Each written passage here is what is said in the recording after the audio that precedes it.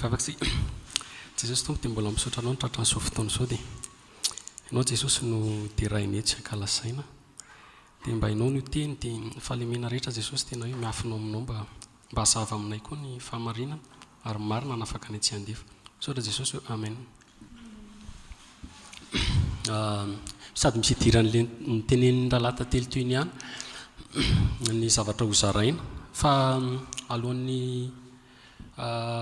hidirantsika amin'ilay izy dia momba antsika kristianina zany no tena horesahako hoe ny olana antsika kristianina zany dia tsy malaly zay zany tsy malaly ringana ny oloko noho ny sy mifahalalana ho izy ny tenin'Andriamanitra ny teny zany ny finoana ho izy dia avy amin'ny toriteny Hébreu 4:20 avy amin'ny toriteny zany hoe finoanao miankina amin'ny zavatra heninao zavatra menanao raha diso ny zavatra heninao sy ny zavatra henonao diso ny finoanao dia nefa be da be ny tratran'izany dia ny olana antsika kristianina koa nitezaina tamin'ny fampianarana ela ohatrany hoe za zao tamin'ny protestant ta ela be ny teny izy Andriamanitra dia vo na fafy na mbolena dia rehefa mitsiro misy ny tsiparifary misy ny votsara fa ny voraty zany ny tsiparifary ongoteny e tsy mahongotra an'io ianao mafy be satria manino ny voratsy miteraka tany maina mahery zay mahatonga ny Andriamanitra aniraka ny Jeremia za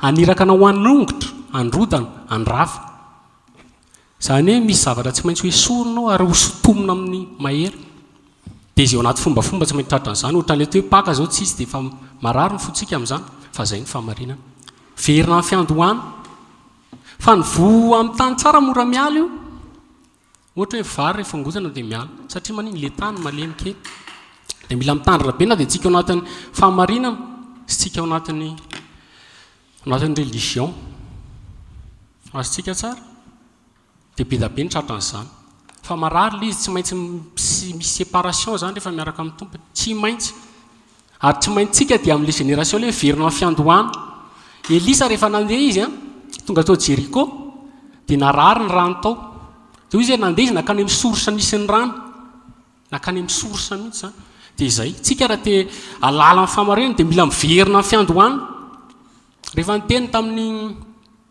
ny mpianatry ny tompony ampisaka fanambadiana dia izy hoe tamin'ny voalohany izy dia tsy mba tahaka izany zany Andriamanitra miteny foana miverina ny voalohany tsika amin'ny tenin'Andriamanitra dia mila filtre ny information rehetra zay omenanareo filtreo amin'ity fa aza hohanina daholo ny teny rehetra zay hozaraina filtreo amin'ity fa aza hohanina daholo fa raha hohaninao daholo ny teny rehetra ny teny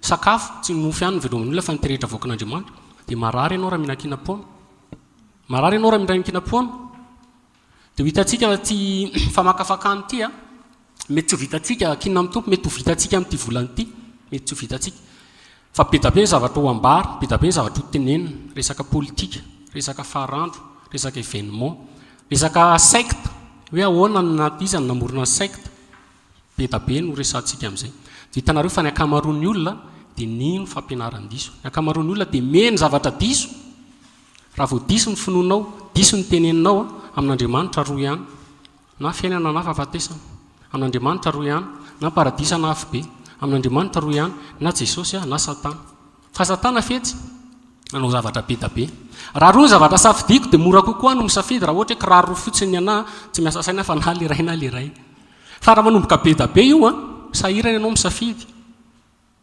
hoe izy ara marina ary tsika tratran'izany amin'izao inona ara ny tena marina izy ara n'la tena finoana marina dia tsy hitantsony hoe iza no raisiny satria enotsika zao le zavatra rehetrarehetra fa tia ny fahamarinana aza mijery hafa dia manasa antsika mbola maky baiboly foana ho an'izay liana izay mitadina hita ho izy ny tenin'Andriamanitra matoa ianao zay tsy liana amin'ny tenin'Andriamanitra dia mieritrereta fa sakafo io raha tsy misakafo izany ianao anatin'ny 3 andro 5 andro dia hitanao fa reradrerako ny fananao tsisy ninona mihitsy dia mila an'izay tsika dia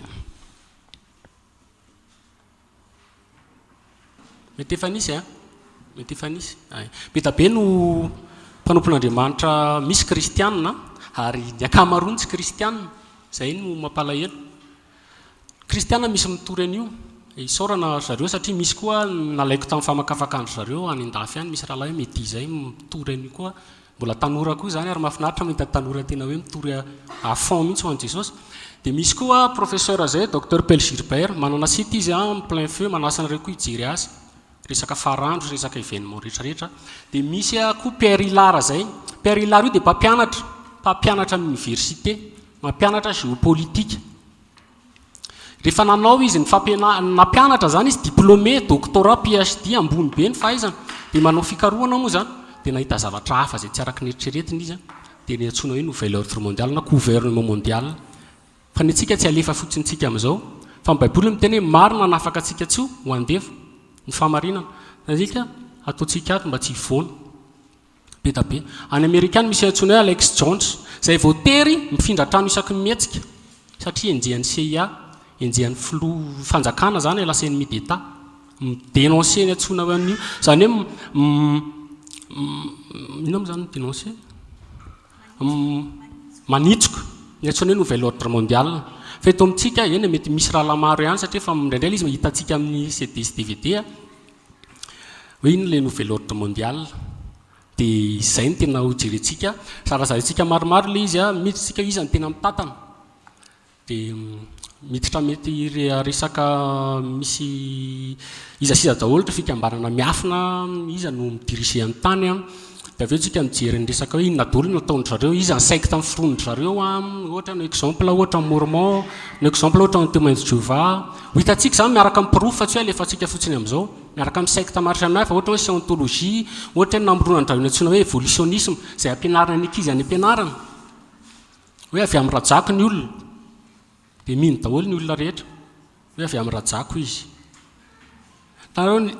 Rehefa manoka ny finoana, rehefa zavatra tsy hita amin'ny maso dia efa finoana zay, ary ny antsoina hoe évolution zany hoe avy amin'ny rajako dia efa finoana zay, tsisy nanatrika an'izany tsika, tsisy teo.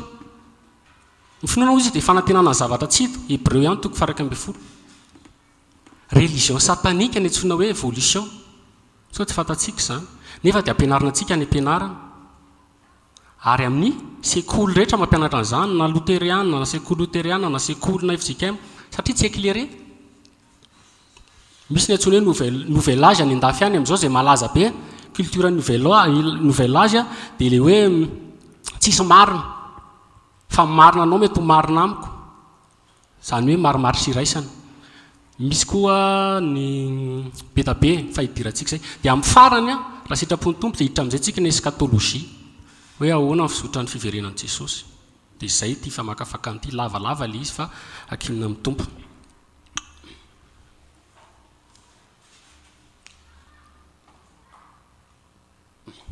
Voalohany indrindra, io le toy an'le resantsika to, misy safidy.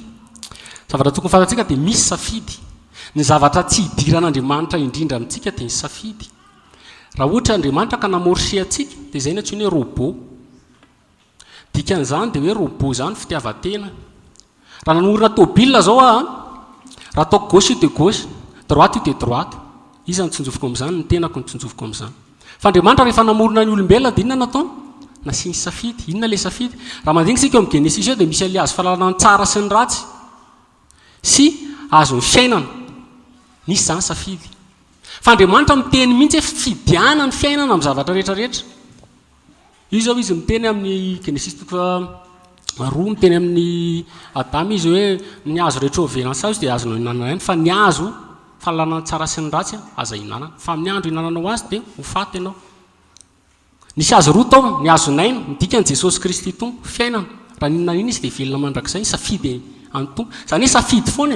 Ny faharoa, fahalalana tsara sy ny ratsy, zany hoe Satan miala amin'Andriamanitra. Dia tsika miéchoué foana, tsika resy foana, tsika diso safidy foana. Dia alohantsika mifidy ny azy fahalalana ny tsara sy ny ratsy. Rehefa mandinika indray tsika amin'ny Deutéronomie dia mbola misy safidy ihany. Rehefa mivoaka ny zanak'Israely dia miteny izy hoe miantso ny lanitra sy ny tany aho izy fidiana ny fiainana. Nambetraka aminareo ny fitahiana sy ozy ny vakitsika kely anaran'i Jesosy.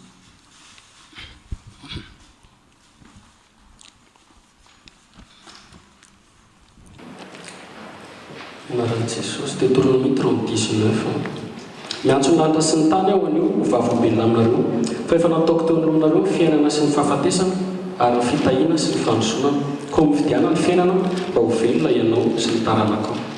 Eo foana zany ny safidy azonareo, eo foana le safidy. Ary tsika rehetra amin'izao safidy dia na Jesosy na amin'Andriamanitra roa ihany, n'Andriamanitra roa na fiainana na fahafatesana.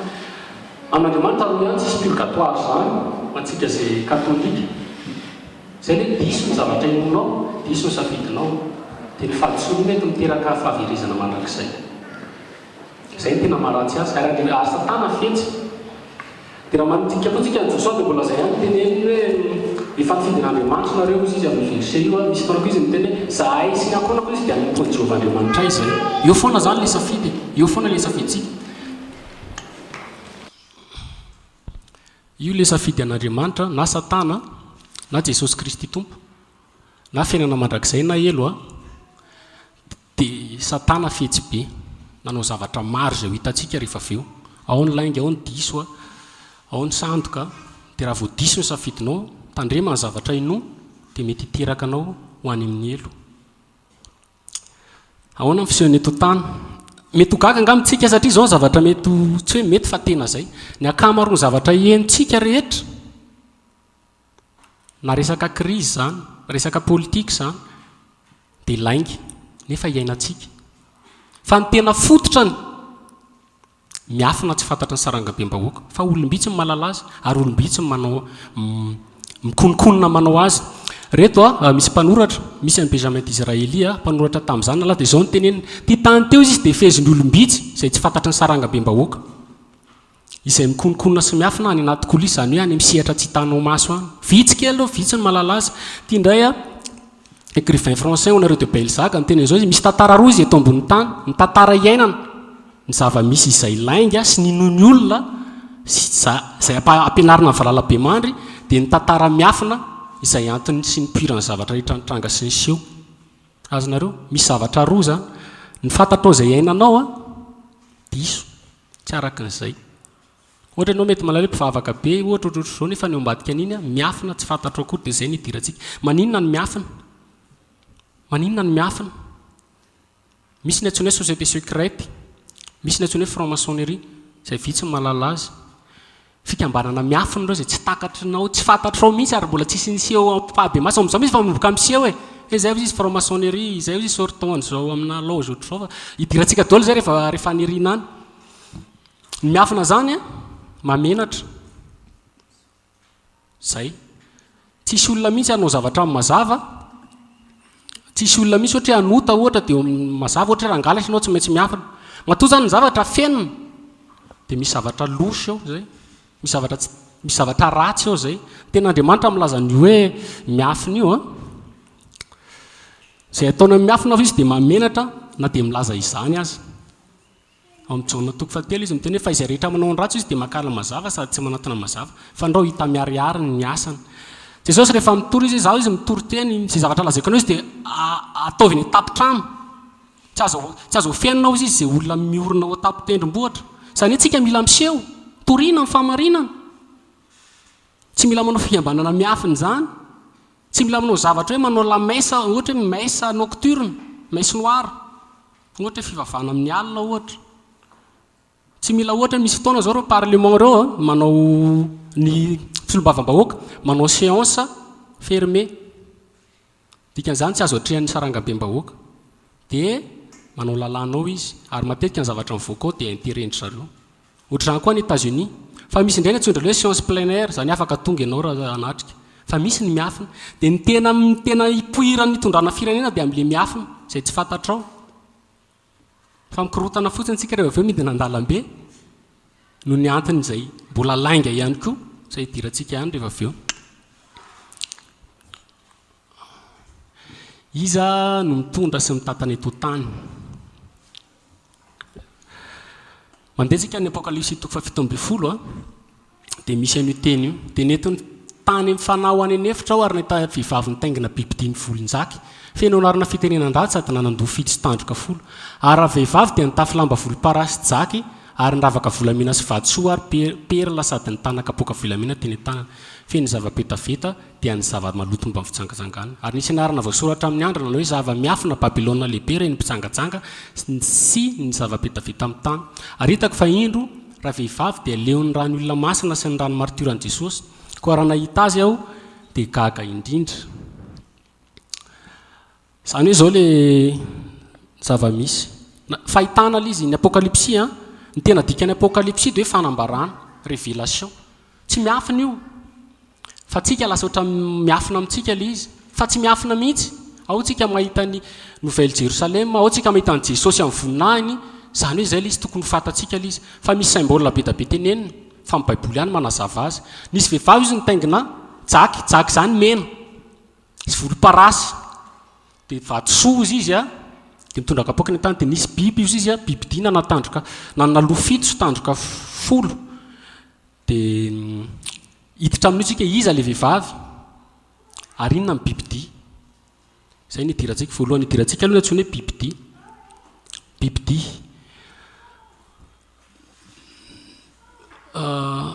Daniel 7 lava be ny Daniel 7, Apocalypse 13 resaka momba amin'ny bibidia. Misy DVD any efa kely sy dia vita montage manazava amin'ny bibidia anankiroa amin'ny Apocalypse, afantarantsika hoe inona ilay bibidia.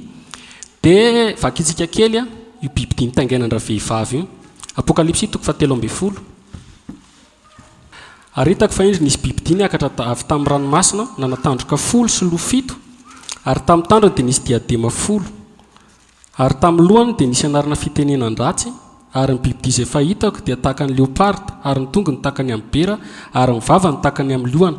Ary ilay dragona nanome azy hery ny seza fiandrianany ary fahefana lehibe, ary hitako ny lohany anankiray izay toa efa ho faty, nefa sitrana ihany ilay ferensaika nafaty azy, ary gaga ny tany rehetra nanaraka an'ilay bibidia. Izany hoe nahita bibidia nivoaka avy tamin'ny ranomasina i John. Dia raha mamaky tsika any amin'ny Daniela 7 any koa, Daniela koa dia nahita bibidia anankiefatra. Voalohany ozy izy Daniela 7 tahaka ny lohany manana vorona elatra na voromahery. Dia ny faharoa ozy izy léoparde manana loha efatra dia manana elatra. Dia ny bera ny faharoa azafady, bera zany orsa izay manondrotra ny ila-tenany, ary magaga ny bera rehefa mandeha dia manoatra an'izao. Sanareo ny ilany fonany azy ny ambony zany rehefa mamindra. Dia ny fahatelo léoparde manana loha efatra, dia misy voroma misy elatra koa ilay izy. Dia ny fahaefatra izy izay mahatsiravina indrindra izy Daniel, fa manana tandroka folo izy. Le bibidia mahatsiravina indrindra io le bibidia nitaingenana vehivavy eto amin'ny Apokalipsy. Le bibidia hitan'ny Jaona amin'ny Apokalipsy 7:12 satria misy tandroka folo izy. Azonareo inona ary amin'ny bibidia? Olona ve ny bibidia? Dia vakitsika ny Daniela 7, Daniela ihany manazava azy. Daniela 7 manasa antsika maky azy tsara feny rehefa anetrany satria ny fotoana somary vonjifonjena. Fakiko andininy fahaefatra mba afantarantsika azy. Ny voalohany dia toy ny liona ary nanana elatra voromahery. Nijery aho mba raha-mpanongotry ny elany, ary natsangana avy tamin'ny tany izy ka najoro tamin'ny tongony roa toy ny fijoron'olombelona sady natao nanana fololombelona. Ary indry koa ny faharoa, biby hafa tahaka ny bera izay nampisongotra ny ila-tenany sady nisy taolatezana telo teo ambavany teo anelanelan'ny lifiny. Ary toy izao ny voalaza aminy mitsangana minana nofo be. Ary rehefa afaka izany dia nahita fa indro nisy hafa koa toy ny léoparde izay nanana ela-borona efatra teo an-damosina. Ary io biby io nanana loha efatra ary nomena fanapahana izy. Noho ny afaka izany dia nahita tamin'ny fahitana tamin'ny alina aho indro ny fahaefatra, biby mahatsiravina sady matanjaka sy mahery indrindra. Ary nanana nify vy lehibe izy, nihinana sy nanoto izy, ary ny sisa tsy lany dia nososiany ny tongony, ary hafa noho ny biby rehetra teo alohany izy sady nanana tandroka folo. Zay le biby ty. Dia miteny izy vakitsika ny tsy amin'ny andony 7:12, ireo biby lehibe efatra ireo dia mpanjaka efatra izay tsangana avy amin'ny tany. Ireo biby efatra lehibe efatra ireo izy dia mpanjaka efatra itsangana avy amin'ny tany. Dia raha vakitsika indray ny andiny 2:20 dia izao voalaza 3:20 azafady. Daniela 7:7 izao no lazainy. Ilay fahaefatra amin'ny bibidia, i biby dia fanjakana efatra ty ambonin'ny tany izay ho hafa no fanjakana rehetra sady andravany tany rehetra sy anoso sy anorotoro azy. Inona zany ny bibidia amin'ny fanjakana, misy mitondra, misy mitatana, royaume.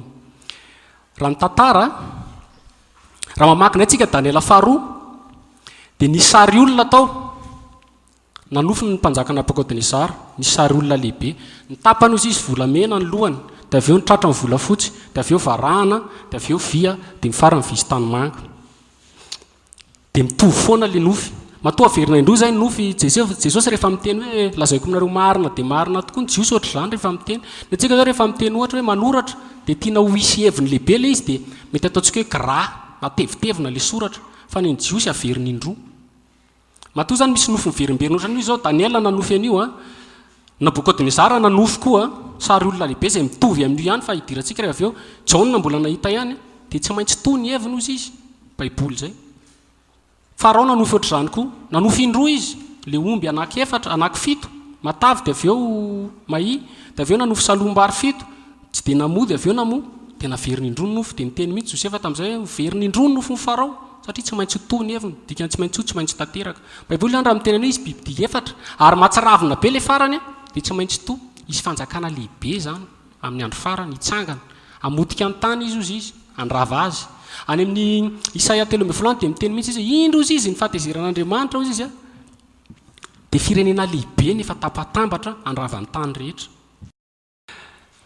Raha mamaky amin'ny Daniel tsika amin'ny eo andininy eo dia izy avy tamin'ny ranomasina le biby. Fakitsika kely anie zay Daniel 7:2 dia niteny Daniel ka nanao hoe nahita tamin'ny fahitako tamin'ny alina aho fa indreo nisy rivotra 4 ny lanitra nibosesika teny amin'ny ranomasina lehibe ary nisy biby 4 samy hafa niakatra avy tamin'ny ranomasina. Azonareo dia raha mamaky ny Apocalypse 13 koa nareo dia hoe nipoitra avy tamin'ny ranomasina izy le biby. Inona ny ranomasina amin'ny baiboly fa amina an'iny dia io fanazavana azy. Indrisy izy ny fiaraharoan'ny firenena maro izay mihoaka tahaka ny feon'ny ranomasina, indrisy ny firoanan'ny olombelona marobe tahaka ny firoandroan'ny rano manonja ny firondroany. Dia raha mamaky sika Apocalypse 7:10-11 dia izy hoe ary izy tamiko ny rano efa hitanao izay petrahan'ny vehivavy janga dia olona sy vahoaka betsaka sy firenena maro samihafa. Izany hoe ny rano zany dia firenena, vahoaka, nation. Dia amin'ny marano azy zay nitsofo ny rivotra nisy nanosika zany, nisy faterena. Dia ny ranomasina tsy toy ny lalandava. Any an-danitra any tsisy ranomasina raha mamaky baiboly tsika fa misy ny antsoina hoe ranonony, tony, plat, pe, fiadanana, tony mandrakariva. Any zany tsisy révolution zany. Tsisy n'izany hoe hanonga-mpanjakana zany. Tsisy n'izany any fa eto tany dia misamboaravoara. Crise, zay ngamba ny azahoanareo azy. Dia tato atsika maheno crise foana. Crise climatique, crise sanitaire, H1N1 zao Ebola, crise alimentaire, resaka sakafo. Ary alefa mihitsy zany amin'izao guerre tsy guerre roa, samboaravoara ny firenena izy Andriamanitra. Ary rehefa misamboaravoara zany izy dia misy loto mivoaka avy ao. Ranomasina rehefa misamboaravoara dia miteraka loto. Sanareo misy fahotana amin'izay zany rehefa avy eo. Ary mipoiran'io biby io le fanjakana dia tsy maintsy crise hatramin'izay. Anao exemple ray tsika zao ohatra hoe nipoirany izy ohatra zao nytitsika ohatra zao hoe Nations Unies. Fantatreo fa Nations Unies dia tamin'ny ady lehibe faharoa nipoirany, nisy crise zany. Samboaravoara ny firenena dia tonga ny Nations Unies. Ohatra izany daholo ny guerre ny Kosovo, ny guerre ny Vietnam, ny guerre rehetra nisy na Romana, empire Romana nipotika izany, na ny empire turc, na ny Byzantine, tantara zany fa tsy nisy mihitsy fanjakana tonga dia nasy fanjakana zao fa tsy maintsy mandeha aloha ny guerre, mandeha ny famine, mandeha ny mosary, tonga ny crise. Dia tsika zao nomboka 2008 ny azakazaka be ny crise. Be loatra. Zay ilay miteny hoe tsisy fiadanana eto. Mbola mitenareo aza matoky an'ity tany ity tsony fa hiapiro crise io. Satria voalaza amin'ny baiboly fa hitsangana ilay antsony hoe fanjakana amin'ny andro farany amin'ny crise iainantsika io, amin'ny ady iainantsika io. Jereo fa ny Maghreb any, état islamika zao efa manafika. Nisy révolution maromaro iny Maghreb iny, Tunisie, vaovao zany ny tsika koa zany mila enseigner tsara mila malala information dia filtrena amin'ny baiboly fa tsy alefa fotsiny amin'izao la information fa amin'ny baiboly miteny an'izany dia mimeloha. Zay le crise. Dia fa ho avy tsy ela ilay antsony hoe fanjakana ary efa nijoro moa izy fa hidirantsika rehefa avy eo. Azonao tsara ny ranomasina zany firenena maro samihafa izay misamboaravoara tsy mety tony mandrakariva. Jesosy rehefa tonga io zay vao tony.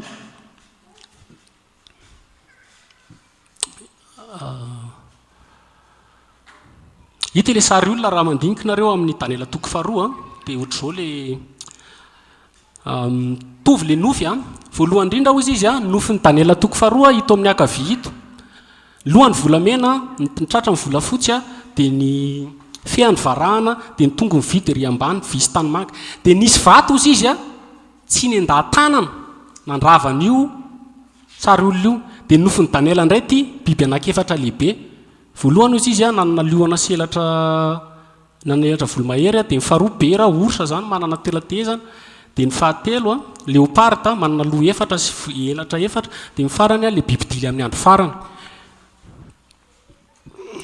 dia mandeha amin'ny tantara amin'izay tsika iza moa ny loha volamena raha mijery zany tsika le ataontsika mifanakaiky ny Daniela toko faharoa sy Daniela toko fahafito dia raha mandeha ny tantarantsika dia ny voalohany dia Babylone le loha volamena raha mandingitsika amin'ny Daniela toko faharoa manasantsika namaky azy dia izy Daniela hoe ianao ry mpanjaka izy natao hoe loha volamena satria manana voninahitra ianao mipetraka ambony ianao mamirapiratra izy misy an'izay fanazavana nataony dia atao amin'ny ilany ato izy a liona saim-bola ny Babylone mihitsy zany liona zany dia nanana elatra izy inona moa ny elatra zany dia misidina orgueil tsy nareo mieboebo dia raha maky ny tantarantsika eo amin'ny baiboly eo ihany dia nieboebo ny mpanjaka ny Babylone za hoy izy nanao an'ity tanànako rehetrarehetra ity dia nikapoan'Andriamanitra izy dia nalefa 7 andro natao mivadika adala dia avy eo izy lasa converti niova ny fony dia izay le hoe nitapahana ny elany izy raha mamaky teo tsika hoe nitapahana ny elany a dia lasa najorona ny taonana fololombelo izy mibiby voalohany zany dia hitantsika fa ny empiry babiloniana tamin'ny taonjato io nisy azy dia ny faharoa manarakaraka an'izay a medianina sy persianina le volafotsy le orsa ny arany tatan'ireo tamin'izany fotoana zany fa ny persa ny tena nanjaka ohatra ny hoe Darius zao hitantsika amin'ny baiboly daholo zany hoe Darius izy ny mpanjaka ny persa nanjaka dia ato izy a le tratra volafotsy empire ny faharoa zany dia medianina sy ny persianina fa hitanareo fa miamidina foana io na ny sandana na ny voninatrana na ny fahatsarana na ny toerana ohatra hoe volamena zao raha diniantsika dia lafo vidy zany ary farany ambony sy ary farany tsara dia ny faharoa zao ny volafotsy efa tsy dia misy vidiny firy raha mihoatra ny volamena zany hoe miaratsy zany hoe miaratsy io fanjakana io mandra-pahatonga any amin'ny farany mety anasy persiana io le tolatezana telatezana zany za zao tsy mijoro raha tsisy tolatezana côte sanareo ny côte dia ataoko hoe mampijoro ny fanjakana zany izay ngamba ny tena azahoanareo azy dia tamin'ny andro mediana sy persiana dia tao ny Lydia dia tao ny Turquie zay raha sisa dia ny Perse zay telo zay ny capitalany nareo mazava mihitsy ny baiboly hoe ny tolatezana zany ny antony ijoroan'ny fanjakana zany le tena reny volom-paritany dia nisy anankitelo dia amin'ny maha hoe ny anankiray lehibe ozy izy satria nanoditra ny elatenany izy amin'ny mediana zany somary lefilefa ny décision rehetrarehetra amin'izany zany tonga dia mediana manao azy fa ny persianina manao azy empire perse tamin'ny andro ny 300 tsika zao raha mijery film tamin'izany mbola nijery film dia misy ny atsiana hoe 300 dia empire perse ny fahavalo farany fahavalondry zareo rehefa ny baiboly milaza mihitsy ny zavatra iainantsika amin'izao dia mifahatelo Grèce jery documentaire momba ny Grèce nisy fotoana Grèce ny manana varahana indrindra eto tany lasa ny QMM Rio Tinto izy amin'izao fotoana izao Rio Tinto atsika le manao QMM io Fort Dauphin fa reo mantsy canadianina dia azony canadianina le extraction andro zareo any zany hoe ny Grèce ny afantarana anazy dia varahana zay zany ny symbole nohatra ny atsika omby fa ny anazy varahana tena dia nefa le 3e royaume dia varahana io tamin'ny androny Alexandre le Grand Alexandre le Grand zany 20 taona dia fa nahazo fanjakana tamin'ny rainy Philippe ny anaran'ny rainy raha tsy diso a 13 taona izy maty tao anatin'ny 10 taona mare izy a navita tena conquérant moa zany ahoana filazako zany navita nanjaka ka hatrany Inde tany izy niverina nisy nanao fanafody dia maty zay le léoparde raha mandinika ny léoparde tsika dia ny léoparde zany atsiny hoe biby farany malaky indrindra eto tany miazakazaka be dia tady fa le biby dia amin'izao andro farantsika zao dia nisy léoparde zany hoe malaky be io jerenareo tsara ny teknôlôjia atsika 10 taona nisy unité eto amintsika sa 10 taona dia jerevo izy zao jerevo mondialisation zao zavatra mivoaka ny ivelany any dia efa tonga eto amintsika sady malaky be zany io fanjakana amin'ny andro farany io dia rehefa maty Alexandre le Grand dia nisy général anankiefatra nanjaka ny divana ny fanjakana zay le loha efatra rehefa le amin'ny empire grec azonareo mazava be zany ny baiboly mila malala tantara dia mila miankina amin'ny tompo ny voalohany indrindra ohatr'izao ny dia raha mamaky nareo Daniel 8 dia mitantara ny mediana sy persiana sy ny grika izy dia amin'ilay biby farany izy izy amin'ilay sary vongana ato amin'ny akavia ato dia vy zara roa izy vy dia avy eo miamidina dia lasa miparitaka dia lasa nanome vy sy tanimanga ratsana folo vitany eo Alexandre le Grand tonga dia César zay ny ahafantarantsika azy empire romanina zay mafy be ny empire romanina zany nanao fitaovana voalohany indrindra teto tany ny resaka reny catapulte reny ohatra catapulte le hitanareo amin'ny film rehefa ohatra hoe mijery film tsika ny azy misy ny armée ny tena mirindra mihitsy tahaka ny vy izy azonareo mafy be mahery be manoato mihitsy dia tamin'ny 400 ans tafaran'i Jesosy Kristy tompo dia zara roa ny empire romanina atsika tsy malala Occident sy Orient Constantinople ny capitale anankiray dia ny anankiray Rome zara roa ny empire romanina zay le ranjo anankiroa raha mamaky an'io nareo amin'ny Daniel toko faharoa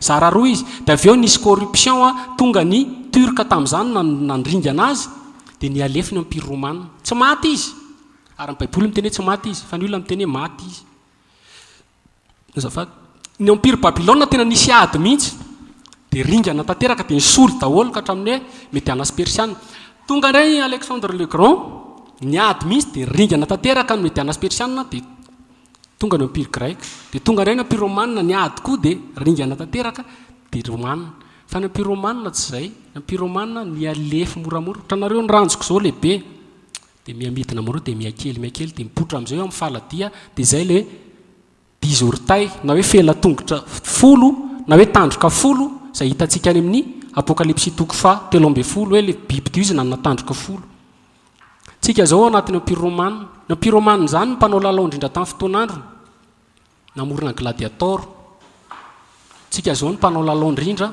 novaintsika fotsiny izy hoe football basketball ny empire romanina nampianatra zaza voalohany nanao sénat nanao resaka député tsika zao koa mbola manao an'izany ny rafitra iraisam-pirenena amin'izao fotoana izao zany dia rafitra ny empire romanina tamin'izany ny voatazana ka hatramin'ny farany ary ny baiboly dia miteny mihitsy hoe empire romanina no manjaka amin'ny andro farany ka hatramin'ny farany fa mizara folo izy izy raha mijery nareo amin'ny site officiel ny ONU na amin'ny Union européenne manasa antsika hijery azy dia voalaza eo mihitsy ny misy hoe 10 biorégion zany hoe mizara folo ny tany zaraindry zareo folo Madagasikara ao anatin'ilay vondrona anankiray antsoina hoe SADC mity amin'ny carte zay hoentiko aty ny support amin'ny manaraka dia raha mijery indray koa nareo amin'ny site officiel ny Union européenne dia mbola zay ihany koa misy hoe 10 biorégion tanareo fahatanteran'ny baiboly zay mihitsy ny fahatanteran'ny baiboly dia antsika tsara loatra eo histoire zany fa nefa marina ara-baiboly dia veryntsika amin'ny apokalypsy toko fa 13 hitantsika zany bibidy fa fanjakana amin'ny andro farany dia amin'ny apokalypsy toko fa 17 izy miteny an'izao azavainy le loha fito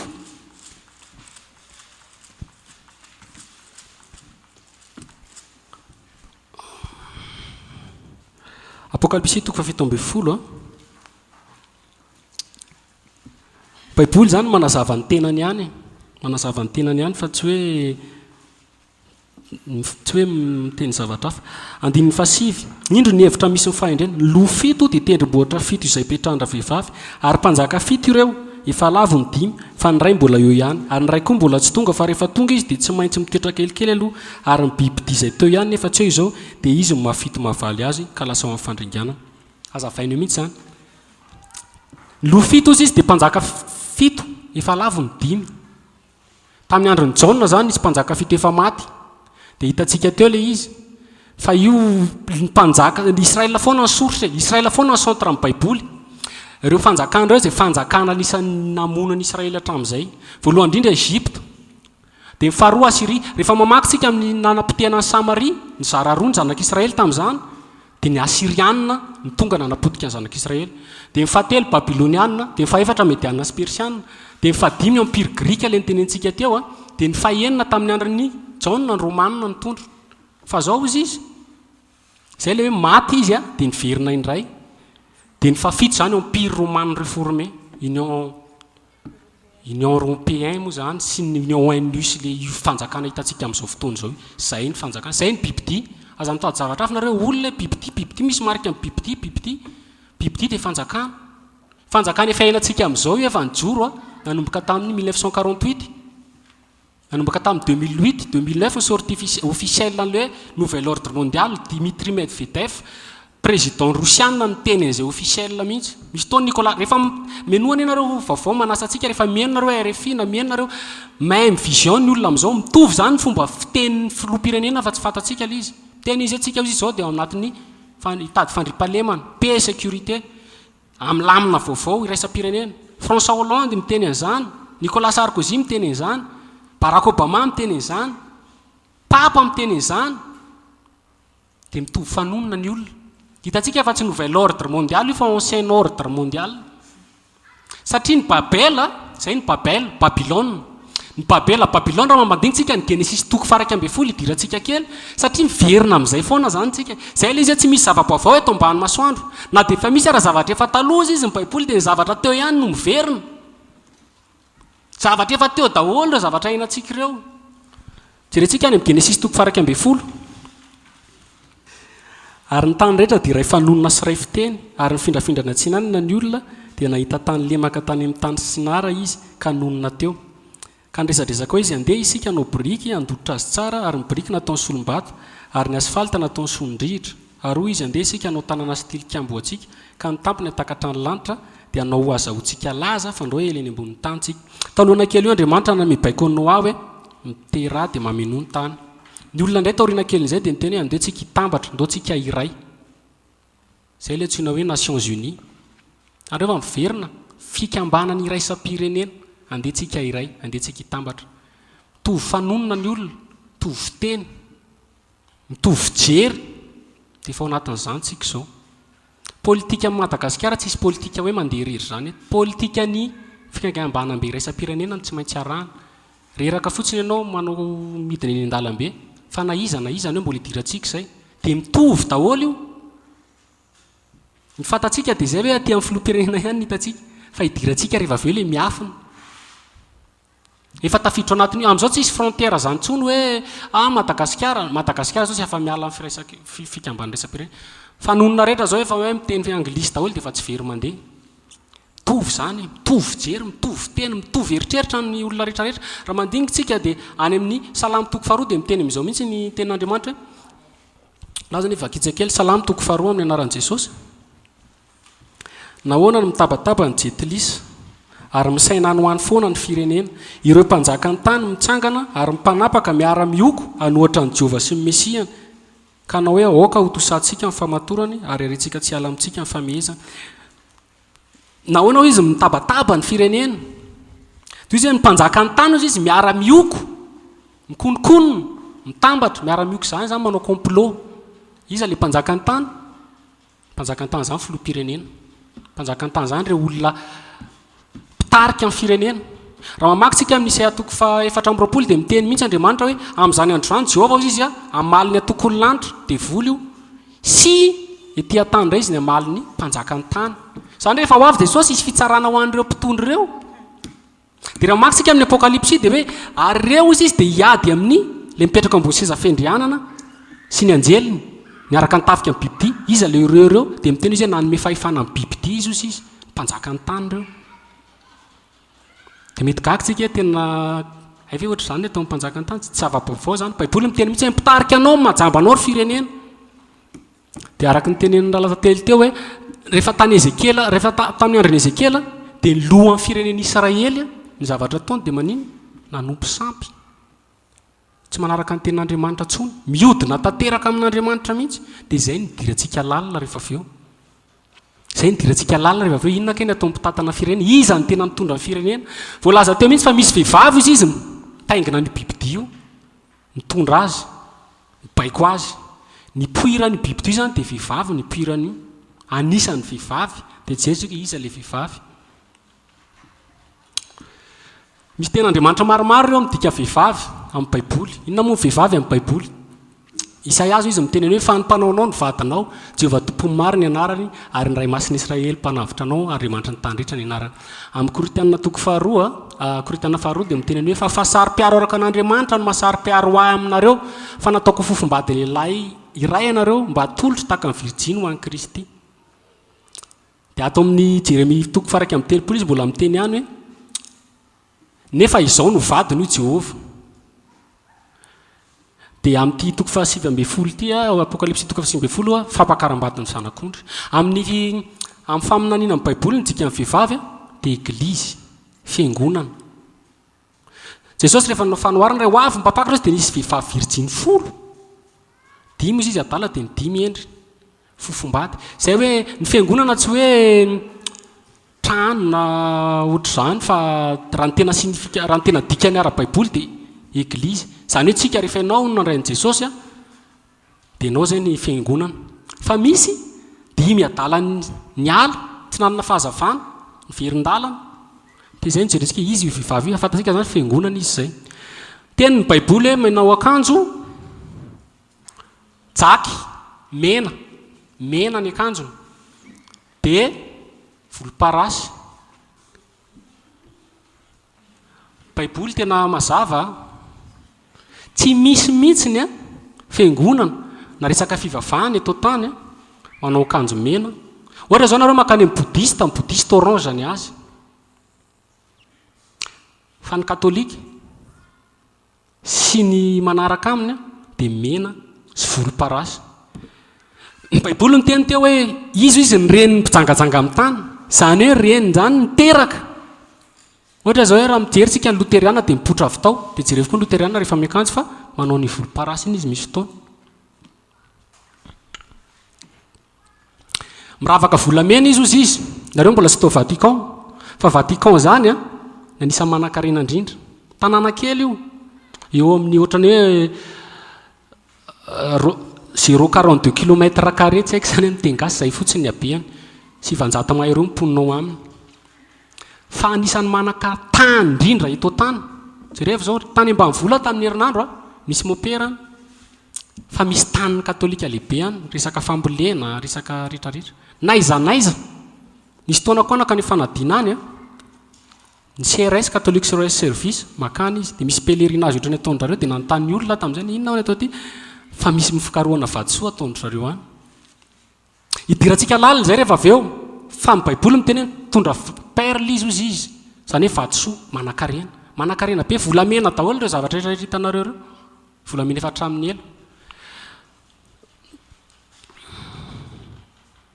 Tondra gobeleo izy miravaka vadisoa. Dia amin'ny Apokalipsy toko 7:7 zao ny tenenina indro ny hevitra izay misy fahendrena ny loha fito dia tendrombohitra fito izay petrandra vehivavy. Teo nazavako anareo hoe misy dikany anankiroa fa hito koa dia tena dikany mazava mihitsy ny hoe iza ilay tendrombohitra fito. Amin'ny Wikipédia io dia dictionnaire sur internet izao voalazana. Roma izy dia voadidin'ny tendrombohitra fito izay manaraka ny mur de Sévérin izay niorina tamin'ny 400 taona tafaran'i Jesosy Kristy tompo. Ary misy andro firavoravoana atsondro zareo hoe septemtium ho fankalazana azy. Reto avy ny anarany Laventin, Caulus, Capitole, Escalin, Palatin, io zany le anarany.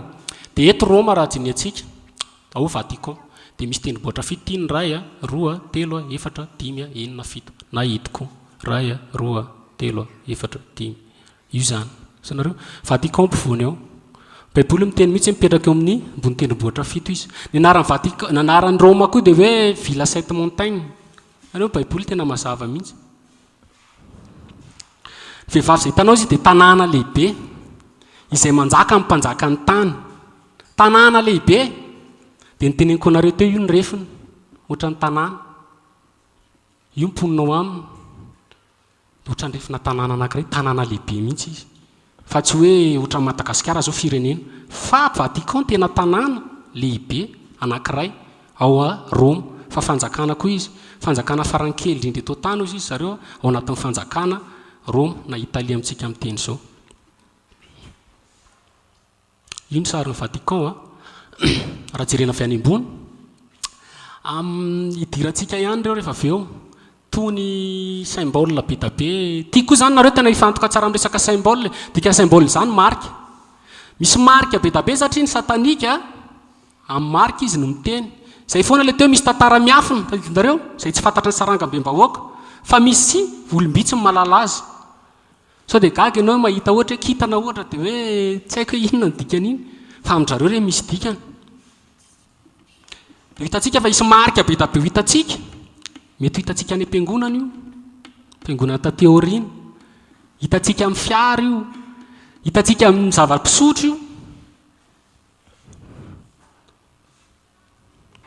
raha vehivavy zay tanao izy de tanàna lehibe izay manjaka amin'ny mpanjaka amin'ny tany zany hoe Vatican raha fehezana de izy no baiko izy ny anisan'ny mpoirany antsoina hoe nouvel ordre mondial misy bibidia anankiroa vao miteny bibidia tady zay fa tsy resaka hoe anina fa rafitra azonareo fanjakana ny anankiray misy manazava azy moa rehefa vita le montage anankiray fanjakana iraisam-pirenena dia ny anankiray fanjakana antsoina tsika hoe communisme na hoe resaka anao moa zany religion mondiale mety efainareo angamb'izay hitantsika hoe ahoana ny proof Vatican dia manjaka amin'ny mpanjaka eto tany.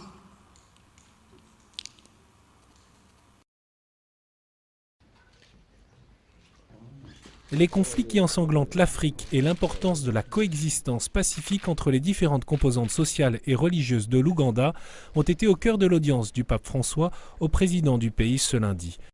Le pape François a reçu Goodluck Ebele Jonathan, le président de la République fédérale du Nigeria. Le pape François a reçu Michel Sleiman. Au cours d'échanges cordiaux, le pape et le président de la République du Liban ont parlé de la situation dans le pays. Le pape François a reçu ce vendredi le président de la République d'Angola, José Eduardo dos Santos. Le pape François a reçu jeudi Mohamed Monsef Marzouki, président de la République tunisienne. Vendredi 13 juin, le pape François a reçu le président de la République dominicaine, Danilo Medina Sanchez. Le pape François a reçu ce samedi la chancelière allemande Angela Merkel. Le pape François a reçu en audience le président de la République du Sénégal, Macky Sall. Le pape François a reçu en audience François Hollande ce vendredi.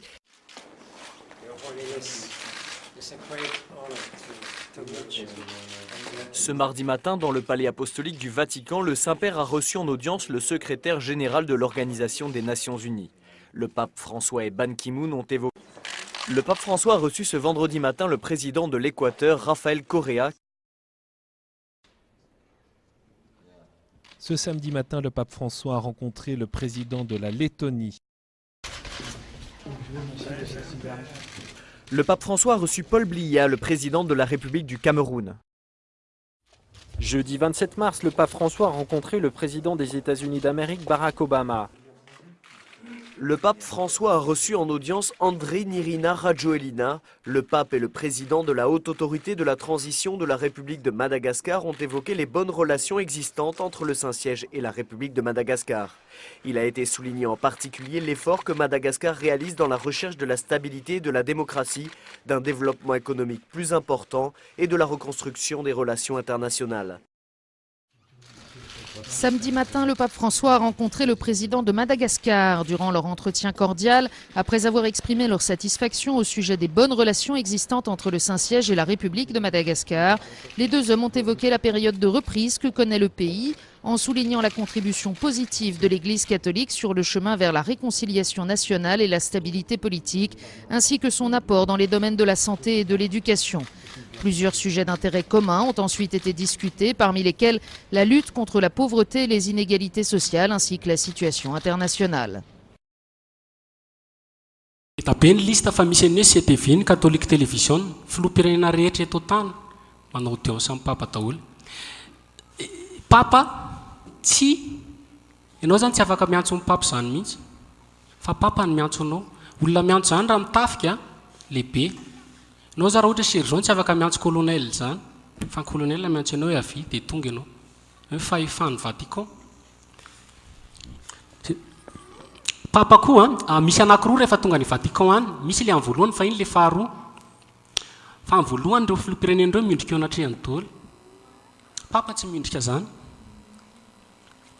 na ohatra zao hoe tonga ohatra ny lehibean'ny silamo misy an'izany a bebean'ny silamo katolika sy silamo mbola hidirantsika izay mety ho gaga nareo fa ny katolika nametraka ny silamo tany États-Unis tsy manao antonta amin'izao io dia niondrika foana anatrehan'ny papa zany ny tena hoe raha hoe puissant fa mbola hidirantsika lalina be moa izy rehefa avy eo tamin'ny maty Jean Paul II dia zao voalaza archive-ny RFI tamin'ny 2005 afaka jerenareo site-ny RFI Radio France Internationale nandritry ny fanaovam-beno farany papa Jean Paul II izy dia maro ireo filoham-panjakana mpanjaka manakaja maro sivily fitondra fivavahana ary vahoaka tapitrisa ny tonga nanotrina ny fandevenana tao dia nitanisy eo izy ao daholy 70 nisan-tany filoham-pirenena 70 tonga nandevina amin'ny papa Jean Paul II miaraka amin'ny filoham-piangonana be da be anglicain rehetrarehetra na évangélika ary etretan'izay fahefana izy mihitsy ny tena hoe hitantsika moa rehefa avreo mitondra ary nisy anarana voasoratra amin'ny andrana hoe zava-miafina Babilôna lehibe reny mpitsangajanga sy ny zava-pevavita amin'ny tany efa andresantsika nisy taona ny fitsangajangana amin'Andriamanitra fitsangajangana ara-panahy dia araka ny tenentsika teo hoe Andriamanitra dia fofombaditsika ho an'izay tsy malala zay ny tena dikany satria ny vidiny tamin'ny rano efa nazaventsika izay misy alliance atao raha vao nisy raha latsaka misy fiarahana atao zany nisy ainana fohy nisy aina nomena dia ao anatin'ny couple io ohatra ny hoe tokantrano rehefa niaraka ianao tamin'ny alliance ohatra hoe nanao mariage tsy tokony hisy zany fa ny lorantenanao amin'ny olo-kafa dia ny zanak'Israely tsy mboatr'izay zanak'Israely dia nandeha nijangajanga tamin'ny firenena maro samihafa zany hoe nanompo sampy zany ny tena dikany niaraka nanao sorona nanolotra raha nanolotra ny zanany izy tamintsika teotsika namaky ny resaka ny tenenina latatelo teo hoe tamozy zavatra ohatr' izany nataony zanak'Israely Astarte Bala Moloka finoana Moloka zany manao sorona zaza ary tsy ho hery fa mibala koatr'izay misy aina foana zany nomena izay ny dikany hoe alliance misy aina nomena raha makisika ny Levitikos fito ambin'ny folo dia ao amin'ny raha izy misy ny aina raha vao misy raha latsaka zany dia misy ainana fohy dia nijangajanga toy izy io fiangonana io izy le vehivavy dia misy zava-betaveta izany hoe misy fanompo-tsampy zany raha tianareo raha hotsorona izay goavana dia ho hitantsika le izy ho jerentsika hoe inona daholo le izy mahita an'io tsika izay le siny hiditra amin'le marika amin'izay tsika zao fa misy dikany io zao tsika mahita an'io hoe croissant raha ohatra zay mijery mosquée dia misy croissant skitana raha mandeha mamaky tsika amin'ny Deutéronomie toko 20 dia miteny izao Andriamanitra ianao izy tsy tokony akohaka tsy manao sarin-javatra voasikitra na eny amin'ny lanitra na ny ambany tany na ny anaty ranomasina ka hivavahana dia mbola naveriny koa zay tany amin'ny Deutéronomie vakitsika kely aloha zay Exodus toko 20:4 vakiko amin'ny andininy fahatelo aza manak'Andriamanitra fa izao ihany aza manao sarin-javatra voasikitra ho anao na ny mety ho endriky ny zavatra izay eny amin'ny lanitra ambony na izay ty ambanin'ny tany na izay any amin'ny rano ambanin'ny tany aza miakoka eo anatrehany ary aza manompo azy fa zao ny Jehovah Andriamanitra anao dia Andriamanitra sary-piaro ka mamela ny heliko amin'ny ray amin'ny zanaka hatramin'ny zafiafy sy ny zafindohalika dia amin'izay makahala nefa kosa mamindra fo amin'ny olona rivo mandimby izay tiaka mitandrina ny didiko zany hoe miteny Andriamanitra hoe dia vakitsika kely indray ty amin'ny Deutéronomie toko 4 andininy fa 5:10 Deutéronomie toko 4 andininy fa 5:10 dia tandremy tsara ny fanahinareo fa tsy nahita endrika akory ianareo tamin'ny andro izay nitenenan'i Jehovah Andriamanitra reo teo amin'ny afo tany Horeba fandrao manao ratsy ianareo ka manao sarin-javatra voasikitra ho anareo araka izay endrin-javatra na inona dia sarin-dehilahy na sarim-behivavy na sarim-bimby izay ty ambonin'ny tany na sarim-borona mananelatra izay manidina eny amin'ny abakabaka na sarin'ny biby mandady na mikisaka amin'ny tany na sary-kazan-drano izay eo amin'ny rano ambanin'ny tany raha fezina zany dia rehefa izay le mivavaka amin'ny fanahy sy ny fahamarinana vavaka amin'ny fanahy zany fanahy zany tsy voatsapa ny tananao raha vao resaka finoana zay dia fanahy fa raha ianao zay manao sary sikotra ohatra hoe chapelet ohatra zavatra tsapain'ny tanana dia efa tsy resaka finoana zany dia efa resaka tsy fanahy fa zavatra tsapain'ny tanana azonareo tsy finoana tsony fa nivavaka amin'ny fanahy no izy tsy hita amin'ny maso tsy sininina tonga dia miankina fotsiny amin'ny finoana dia tenin'Andriamanitra dia izay ihany fa ny olombelona mila pirofo lalandava dia ataony zavatra ho tsapaina daholo te hamoron'Andriamanitra tsika zany dia te hitsapatsapan'Andriamanitra nefa Andriamanitra tsy amin'izany mihitsy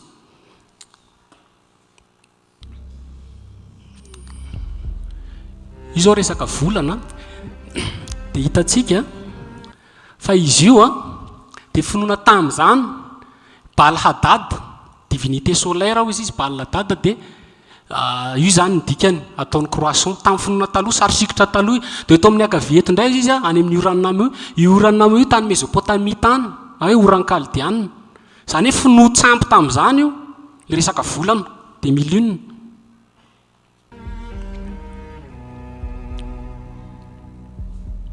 Na ohatra hoe Samas zany koa ny anarany izy na tiako misy dia sy nana.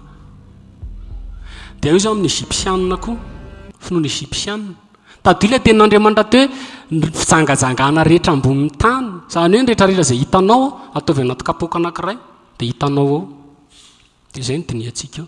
Dia io anankiray zao amin'ny Eglise katolika ato amin'ny akavanana dia le ato amin'ny finoana Egyptianina amin'ny tombony Takontatomi Tatakom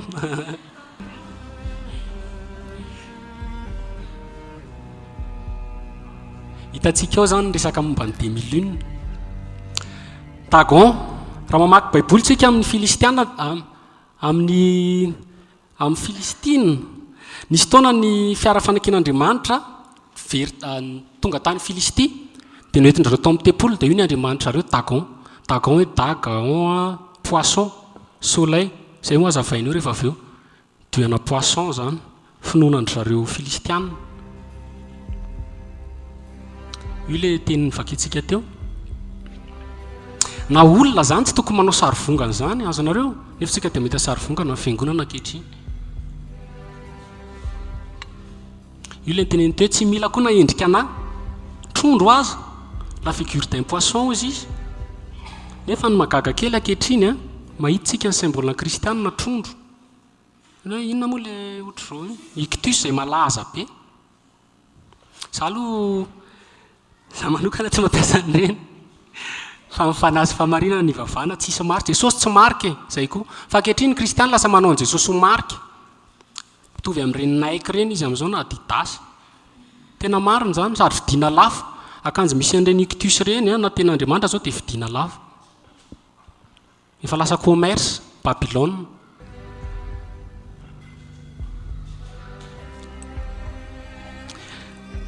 Io zao any finoana indienne tanareo misy an'le poisson na ohatrany hoe zavavindrano dia ito zao any amin'ny temple andrareo any fiangonanandrareo any Inde any Inde zany koa ny anisan'ny tena hoe fanompo-tsampy mahery indrindra eto tany Inde sy Egypte zay mahatonga n'Andriamanitra mihitsy rehefa miverina makany Egypte ny zanak'Israely rehefa tonga ny nandravy Babyloniana dia nisy ireo tady verina ny Egypte dia tsy tiany satria miverina fahotana ny dikany aloha verina amin'ny taloha fa indrindra koa tratra ny fanompo-tsampy mahery be any dia nakany any mory zareo. Io zao matetika hitanareo fa ny tena dikan'io amin'ny finoana matetika manao arts martiaux manao an'io fa diana poisson andry zareo chinois io atao ying yang io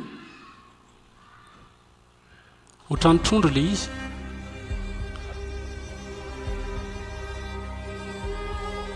Indray misy aloha année de poisson amindry zareo raha tsy diso sa volana poisson tsy tadidiko.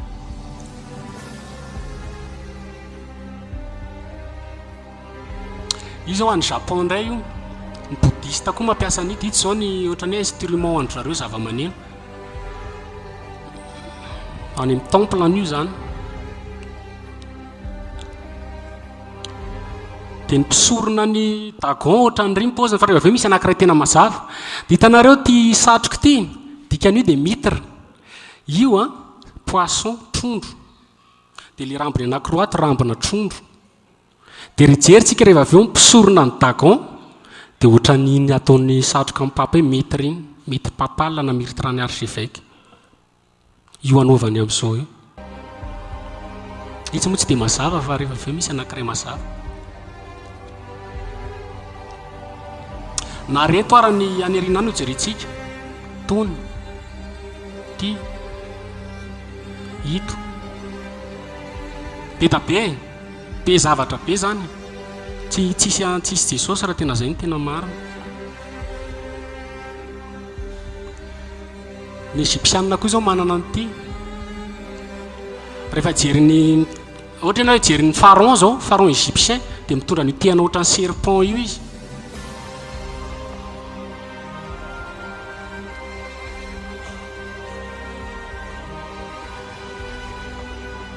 Io zao Poséidon, dieu de poisson, symbole ny ranomasina koa andry zareo grec.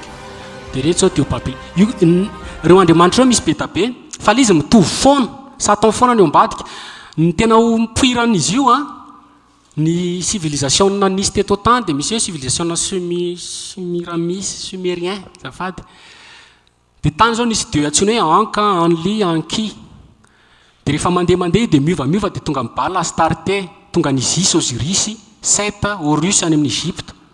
Fa mitovy foana ilay izy dia Satan, représentation Satan.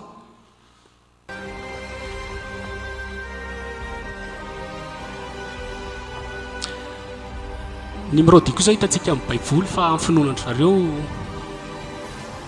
manaraka angamba azavaina. Mbola manazava izy misy dieu trondro zany, ary avy eo matorony amin'izay ny Vatican. Fa hitantsika moa izy. Io jerevy tsara io sary io, dieu any Assyrie indray io, manao satroka le olona, ty zao volombavana. Io temple en Pergame. I temple en Pergame io hitan'ny Hitler tsy tadidiko natany Turquie izay, dia nasorony tsirairay ny vato, dia nafitaony any Berlin. Dia avy eo izy nanao deuxième guerre mondiale. Ny tsy fantatr'olona koa dia Hitler dia ao anatin'izay secte antsoina hoe Thule zay, mbola idirantsika moa zay. Ireo mpitondra ireo zany tsy maintsy ao anatin'izay foana. Dia raha mamaky tsika zao amin'ny Apocalypse dia miteny izy hoe fiangonan'ny Pergame izay misy ny sain-daliny Satana hozy izy.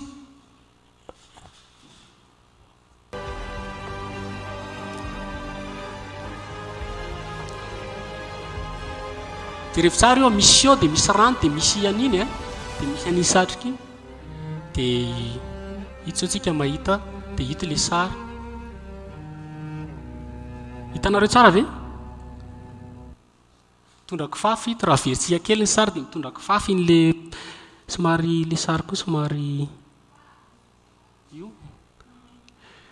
Mitondra rano izy dia mitondra kifafa, fa le poisson azy lava be. Fa ankehitriny izy efa lasa ren'le mitra reny moa fiantsondro zareo azy. Mitra papal na archevêque na monseigneur. Reny ihany manao azy fa mampera tsy manao an'ireny fa reny koa misy degré. Misy pouvoir zany, misy fahefana. Dia ito zao tsika mahita raha mamaky Baiboly tsika dia tsy mahita an'ireny zavatra rehetrarehetra vonteneniko teo ireny. Na mahita an'io ary ianao dia dinina koa rito ohatra. Satria tsisy an'io amin'ny Baiboly, tsisy rano voasana, tsisy atopatopa. Ny finoana taloha manao an'ireny. Finoana sy ivelan'i Jesosy Kristy tompo.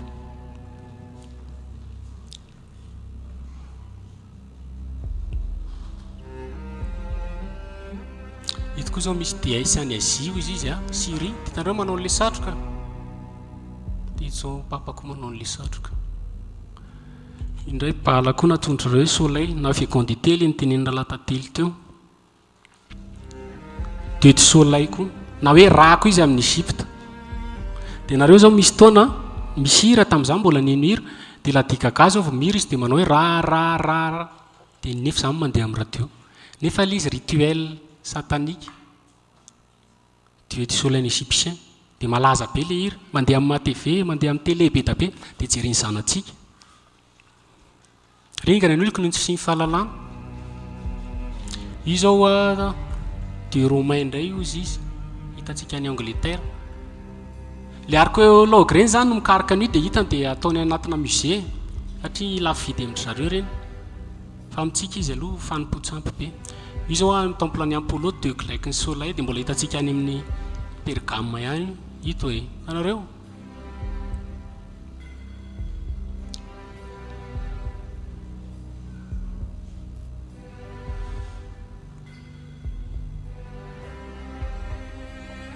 ty ndray zao any Inde ty Vishnu, Shiva, Brahma, misy trinité be da be koa. Fa mbola ho azavaina amina. Ty zao raha dia misy soleil koa eny amin'ny lohany. Ty ndray zao dieu indien dia misy soleil koa. Reo taramasoandro. Le taramasoandro na koa ohatran'ny auréole. Zay koa hevitra ray. Ty koa zao Hélios, dieu an'ny soleil grec. Ohatran'ny hoe taramasoandro reny le izy. Ny Egyptianina koa le efa niteneniko anareo teo hoe mivavaka amin'ny masoandro izy. Andriamanitra teo vao niteny mihitsy hoe aoka tsika tsy akoaka naka sarin-javatra eny amin'ny lanitra iakofana. Dia amin'ny katolika amin'izay tsika zao a, ty zao tsy fantatsika io fa soleil io. Raha mandinika koa zao nareo ny logo ny Rotary, soleil. Raha jerena avy any ambony temple Vatican dia misy soleil. Io zao ny auréole. Ny auréole tsy io rery ny misy auréole, azavainio rehefa avy eo. Io koa zao makany amin'ny Hindotsika any Japon dia misy auréole koa ny azy. Makany amin'ny Krishna zany a dia any Indien misy auréole koa ny azy. Katolika koa misy auréole koa. Fa raha maky baiboly nareo tsisy izany ao. Tia indray zao any Paris finoana hindouisme misy auréole, dia tia koa ohatr'izay misy auréole. Dia io zao tsika amin'ny katolika dia misy an'io koa. Matombo baiboly miteny hoe reny mpijangajanga ho ny tany fa ny mpotsampy dia izay.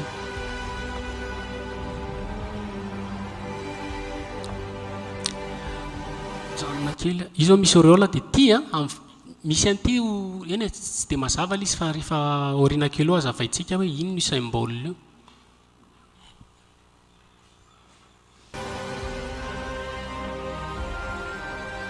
Ny église catholique io a.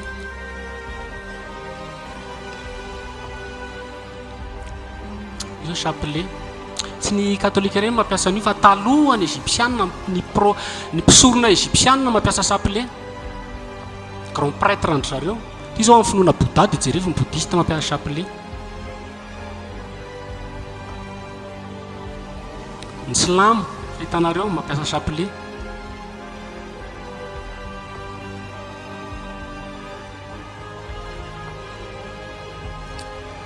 Io zao ny amin'ny finoana hindou na sary vongana io, sary vongana tany dia ny tanany mitazana chapelet.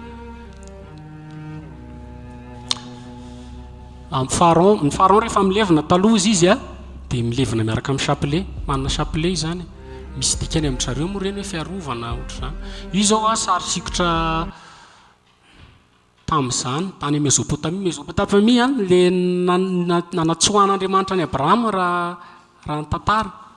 Raha amin'ny baiboly zany any amin'ny oran-kaldiana, any amin'ny Sinara koa izy tsika. Dia fa nimpotsampy be ny nisy tao dia nentin'Andriamanitra mivoaka. Ohatratsika koa satria ny afatra amin'izao dia mivoaha amin'ny Babilôna izay mbola ny anatiny. Mitovy foana ny message, tsy niova mihitsy nandritry ny 6000 ans.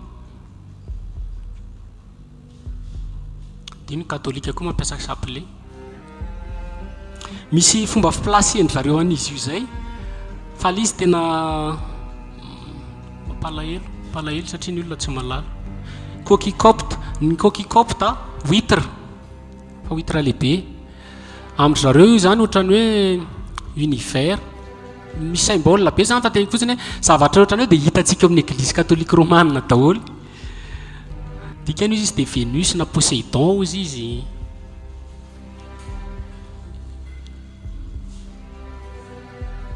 Reny sarisary reny zany misy dikany. Fa zay ilay teneniko hoe misy zavatra fenina saranga be bahoaka izay tsy fantatrao, fa misy zavatra miafina izay olom-bitsy malala azy. Na ny katolika anie zao tsy malala an'ireo na nytaniko inona ny dikany, fa ny sphère ny zareo no malala.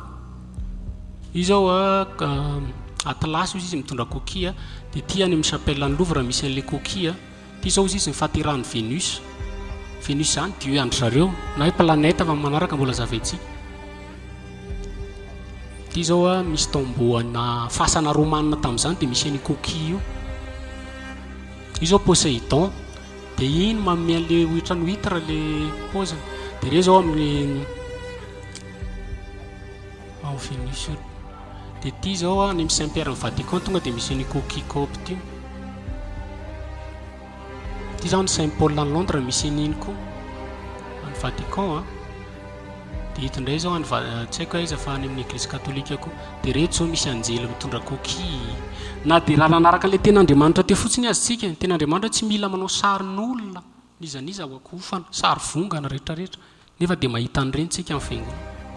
Io hiditra be da be amin'io tsika. Io antsoina hoe Aedorus na hoe Oja izy zareo, na hoe sasany miteny hoe Haine Osiris. Dia égyptienne io maso, dia triangle, dia soleil ny ao ambadika. Io tena satria misy symbole be an'ny ray amin'ny satanika. misy fiangonana misy an'ireo fiangonana tsy katolika. Io zao a amin'ny finoana kabala zao dia ahitantsika an'io koa. Misy an'ny serpent fampinana ny rambony, dia misy an'io triangle dia misy an'io maso. Finoanana io zany, io zao izy manazava mihitsy symbolique ny force cosmique na 2666 izy ny dikany. Ay diabolique zany hoe mason'ny satana zany.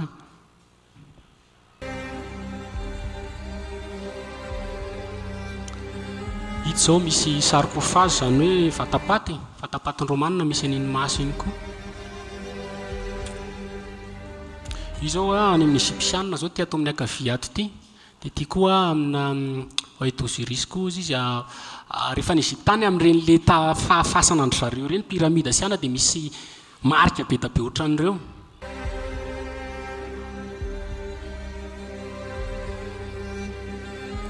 Amin'ny vola dollara américain koa hitantsika azy. Io zao amin'ny vola dollara, un dollara américain dia misy an'io symbole io. Fa manaraka io idirantsika manokana rehefa miditra amin'ilay antsoina hoe Illuminati tsika dia miditra amin'izay.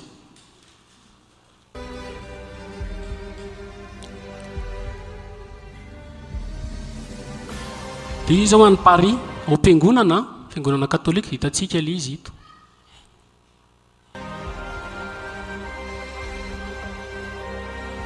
Any Philippines koa zany iny pendentif hoentin'ny katolika. En plafond le coupole any Espagne. Fiangonana katolika daholo zany. Io any Milan any Italie any fiangonana katolika any hitantsika azy.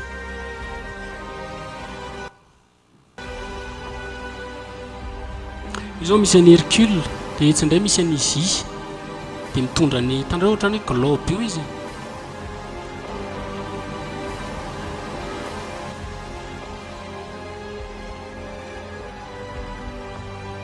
Dia io koa zao misy an'ity mitra ty mitondra globe, sary vongana. Dia mahitatsika zao hitondra misy an'i Jesosy mitondra globe. Dia misy an'i Jesosy kely koa izy zareo mitondra globe any amin'ny katolika io.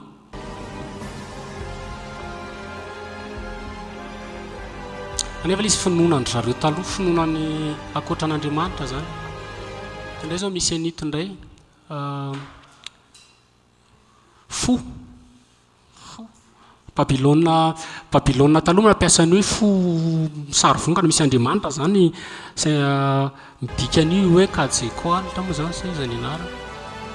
Tia koa mahita an'io koa amin'ny église katolika fo. Dia misy an'ity pain ity.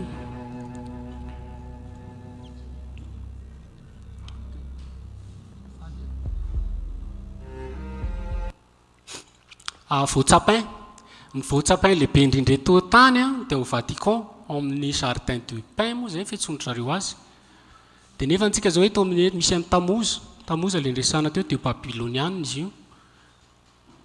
Dia resaka régénération le resaka ohatran'ny paka teo. Dia mampiasa an'ireny zany zareo marika. Ty koa zao misy anankiray dieu grec romain, dia ty zao misy voatsapin koa. Io zao Dionysios dieu grec, andriamanitra ny grec, dia misy an'iny koa.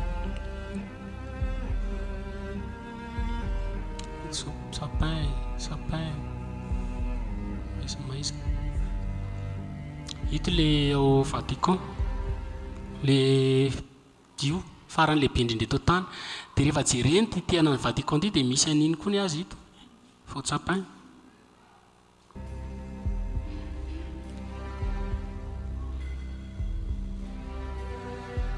Ito koa zao finoana égyptianina. Dia ity zao finoana mexicaine koa misy azy. Dia mbola hijery ihany tsika. Hijery mifontsika momba ny Vatican mba ahafantaranareo hoe inona ny zava-misy. Io culte anankiray io natao tao Vatican. Ao amin'ny Vatican zany nisy fivavahana, dia io le izy fa adikako aminareo le izy. Manao latinina izy, teny latinina. Farany tena izy Jesosy ny fahazavany. Le nitenentsika teny eo foana zany le hoe miafina. Matoa zavatra fiaina dia ratsy, mamenatra, misy fahotana. Fa ny antsika mazava, izay dika nefa nareo ny fahazavana izao tontolo izao Jesosy. Tsy tokony hafiaina zany. Raha misy olona mitory aminao zany, anao teny latinina aminao zany, na ianao raha vaka aminy. ino tsisy message mipita amin'ny teny latine zany mihitsy, tsy misy. Fa ny Vatican manao an'izay satria rituel satanika le izy. Zao ny teneniny amin'io Lucifer hozy izy mazava ny tany rehetra. Jesosy hozy izy zanakao. Ianao izy izy raha zany hoe inotsika sady misy teny frantsay mantsy izy zay fa adika ny teny anglisy. Kristianina koa no nanao an'io fa mahay teny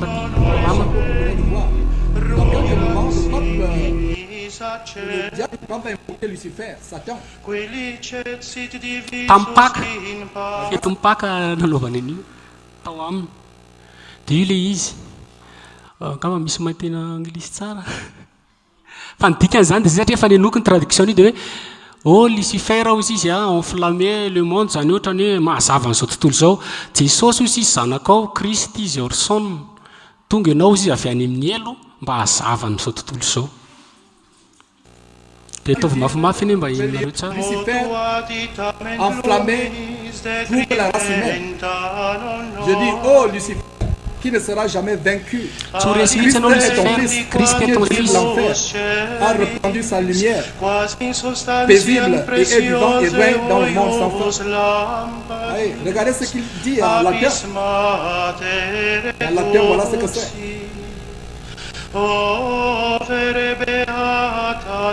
Lui, il va tout Lucifer enflammé trouve la race humaine. Je dis, oh Lucifer qui ne sera jamais vaincu.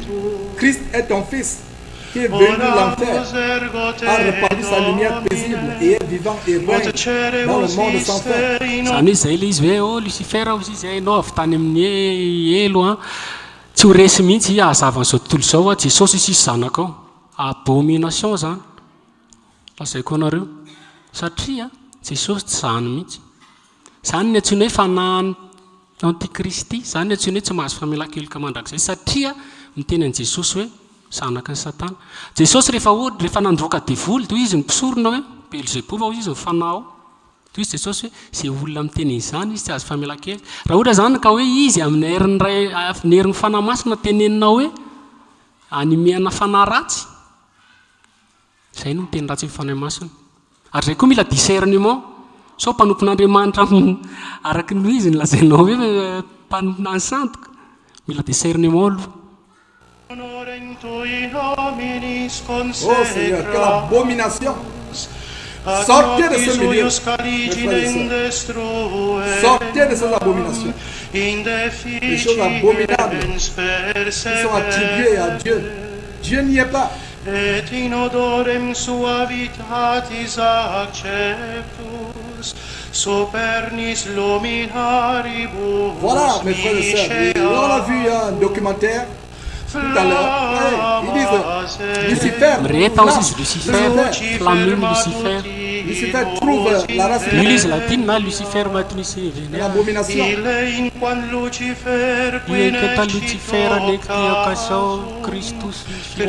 qui ne sera jamais vaincu. Quelle abomination. Il répète, Christ est ton fils. Christ n'est pas le fils de Lucifer. Bande de satanistes. Io le izy Esther Vigile tamin'ny fito mipaka fa tsy haiko hoe tamin'ny vina hosay ny Vatican io fa teo papa amin'io mipetraka eto izy raha tsy diso dia misy olona eo manao entrée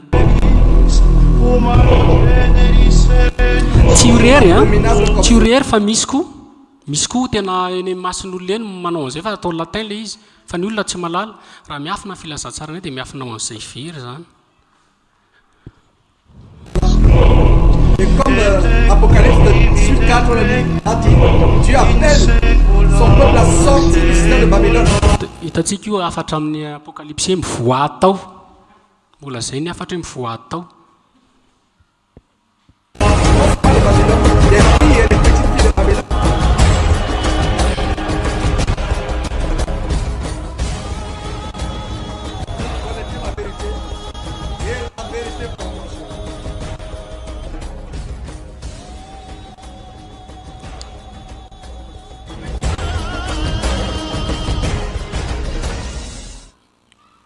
Izy ito ndray momba andresaka Vatican ihany famakafakana natao mpanao gazety frantsay. Raha ohatra zany ka eto amintsika dia ohatra ny hoe lalatina sisa moa fidèle razanapera moa le mamakafaka reny. Ohatra ohatran'ireny zany mpanao gazety mamakafaka nahita zavatra. Dia mifampiresaka ry zareo momba ny Vatican. Nisy pretra ao Vatican ao, exorciste mahay, manala devoly mahay. Iny koa mbola misy hoe maninona moa miala na ohatra zany le izy. Dia nanoratra boky nanao révélation zava-misy marina ao Vatican. Tsy popera tsotra io zany fa exorciste officiel zany mpanala devoly fanta-daza ao Vatican. Dia ny zavatra nyteneny dia zao ao Vatican izy misy secte satanique. Dia miteny eo amin'izay izy dia manao traduction ihany. Olona tsy mino an'Andriamanitra reto olona tsy mpino mpanao gazety tsotra fa fantany ihany ny baiboly rehefa avy eo izy any amin'ny apokalypsy io izy miteny an'io hoe maninona reto pretra reto izy manao akanjo volomparasy be tamin'ny 2010. Le dernier, alors écoutez bien parce que celui-là c'est le plus corsé. Alors j'imagine que tous ceux et celles qui nous écoutent ont plus ou moins entendu parler de L'Exorciste, ce fameux film. Io misy film ohatran'io tamin'ny 1980 sa 90 exorciste. Fa io tantara tena nisy. Dia le mopera nanao an'ny exorciste io tamin'izany no le miteny le tenenin-jareo le qui, je vous le rappelle, tiré d'une histoire vraie. Et on peut voir les liens, notamment, c'est cette femme-là, en fait, dans la réalité, s'appelle Annelise Mitchell, et qui a été effectivement possédée, elle a suivi des exorcismes, pardon. Bref, il faut savoir que à Rome, c'est le père Gabriel Amorce qui est responsable, donc, de tout ce qui a trait aux exorcismes. C'est l'exorciste officiel du Vatican. Ouais. Attention, c'est pas n'importe qui. Et voici ce qu'il vient de faire, ce monsieur. Il vient de dénoncer ce que tu avais abordé dans Notre-Dame de l'Apocalypse et 777, à savoir l'incroyable et impensable réseau culte au sein même du Vatican, digne de l'ancienne loge Pie II. Manaraka jerentsika izay momba resaka franc-maçonnerie satria nisy symbolana franc-maçonnerie nandalo kely teo. Ancien loge raha vao mijery loge zany tsika. Ny franc-maçon rehefa mivavaka dia amina loge. Eto amintsika zao misy 200. Loge zany hoe temple fiangonana, zay le izy. Digne d'un ancien loge zany io loge io rehefa natao dia mbola fanompotsy ampy ihany, zany hoe loge satanique. Au Vatican izy zany ny pretra iny dia misy ancien loge satanique. Je sais, vous avez du mal à y croire, et pourtant, nous dis-tu Pierre, lisez ce papier signé par une agence de presse catholique. Ouais, donc un exorciste extrêmement connu à Rome a publié récemment un livre de souvenirs dans lequel il déclare donc il connaît l'existence. Hitanareo le symbole teo iny amin'ny Hitler iny. Croire, et pourtant, nous dis-tu Pierre, lisez ce papier signé par une agence de presse catholique.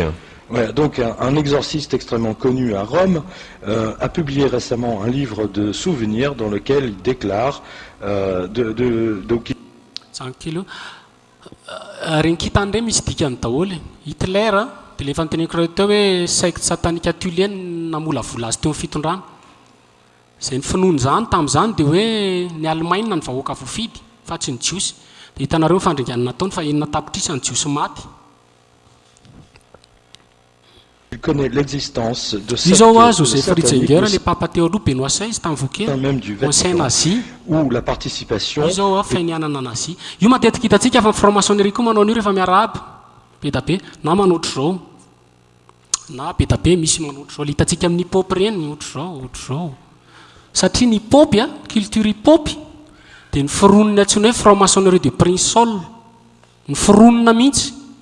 Mbola hitantsika izay aoriana kely eo, ny R&B, ny pop, ny rehetrarehetra. Tsisy mozika madio zany amin'izao entina hidirana an'Andriamanitra, tsy misy. Que sa participation touche en fait tout le collège des cardinaux. Wow. C'est une bombe ça. Ah oui, c'est une bombe. Pardon. Et donc le père Gabriel Amorce donc a affirmé, oui, également au Vatican, il y a des membres de sectes sataniques. Incroyable. Lorsque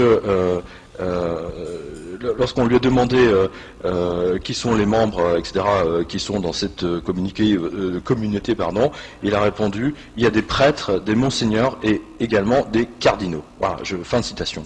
Alors, le père Amort ajoute qu'ils font ce qu'ils veulent, puisque les autres prêtres, évêques et cardinaux, eux, ne croient même plus à l'existence du diable. Donc c'est assez amusant, finalement. C'est génial. Ceux qui croient plus... Misy izy izy fikambanana secte tao anaty Vatican dia ireo zany izy ny tena mifehy ny Vatican satria ny ankamaroan'ny pretra ao izy 80% dia tsy mino mihitsy intsony ny fisian'Andriamanitra nefa lazaiko hoe tamin'ny zava-hotely terminal dia nanontany momba ny safidrano tamin'ilay pretra dia tsy voavaliny ilay izy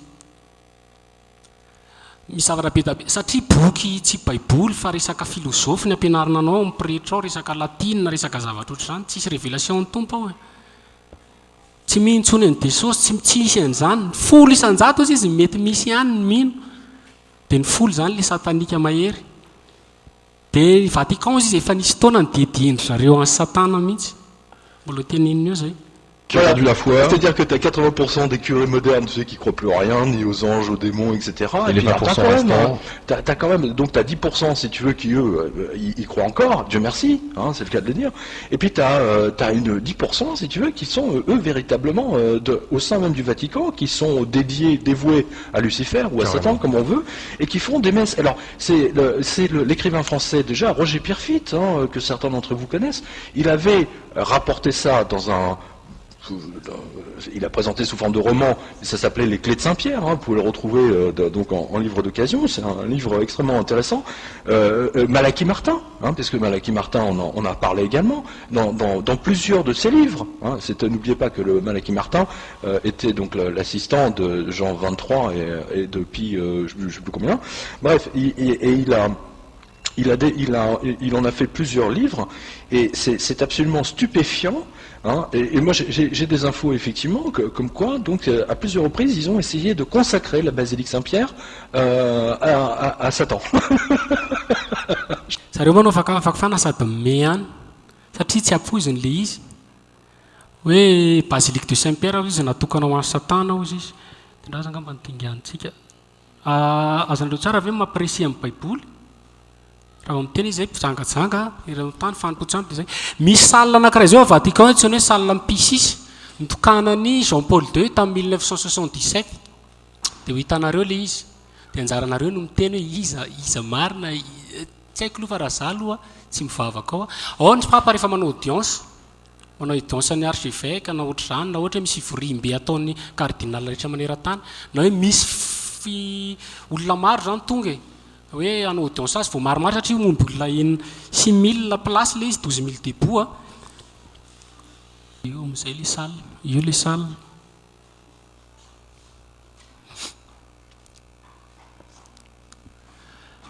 zao le sary sikotra ho faro dia io sy topeko kely io sarin'i Jesosy io ozy izy zareo fa raha mandinika zao tsika ty parti ty dia manome inona manome karandohana reptilien reptile zany ohatran'ny serpent reny hitatsika ny serpent c'est satana misy message tiandrareo ampitainy résurrection dikan'io izy artiste Fazini zay raha tsy diso aho izy nianarana nanao azy fa izy daholo nanao zavatra ao Vatican fa hitanareo zavatra rehetrarehetra ao fa gagy nareo io zao le rehefa jerena akaiky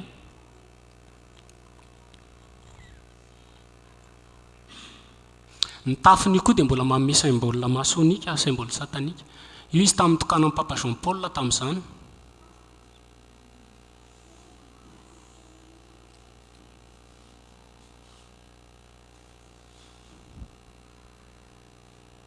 io zao ny fanokana anazy tamin'ny 1967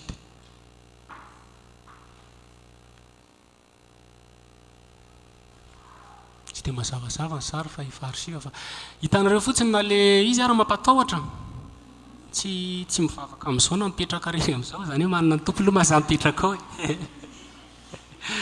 fa raha taloha dia mampatahotra zao tena tony manome karandoha daholo manome sary karandoha rehefa jerena reo teto zao ohatra fa ny olona dia variana moa mahita an'ilay izy. Dia io koa anankiray karandoa reo. Misy ny antsoina hoe Sconel Bonds, société secrète anankiray zay. Ohatran'le pirate regny, hitanareo pirate misy karandoa dia misy tibia, misy an'le ty. Fa vadiko antsika mahita an'izao hôtel io. Zany hoe fanaovana fotoam-pivavahana.